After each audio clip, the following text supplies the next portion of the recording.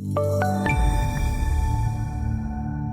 a look at interest rates today, I want to focus on the 10-year note. The 10-year note had another big range today. We continue to see a reaction after the Fed announcement last week. The 10-year range today, we saw it settle right around the 124.11 level. We did see a high of 124.21.5, a low of 123.280. So near the higher end of the range, although we did see the 10-year come off slightly as it moved towards the close.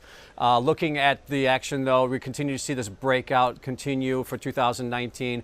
We did see the 10-year push to new 2019 highs today, up 3 out of the last 4 days, and really, again, feeding off of the Fed announcement from last week as we continue to see the market adjust for the change in policy. Looking at the yields now, 238 was the low today when we saw bonds at 10-year on its high, with the yields went down to a 238 level. We have not seen levels that low since December of 2017. Something right around the 2.42 levels, so coming off again a little bit. We saw rates come back in a little bit, but ultimately still at the low end of the range for the last year and a half.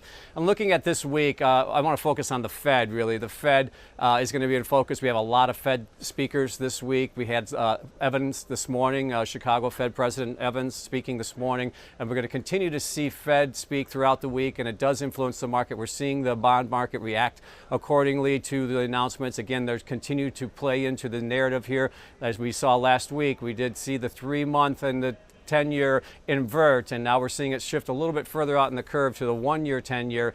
But ultimately, you look at the 2-10 spread, it's still holding in around 16 basis points, so we're not seeing that narrow too much after the market's cycled through some of the news items from the last week. Currently, though, like I said, we're seeing the 10-year pushing down to a low level. 238 was the low for the day. That would be a year and a half low, settling at 242 for the day.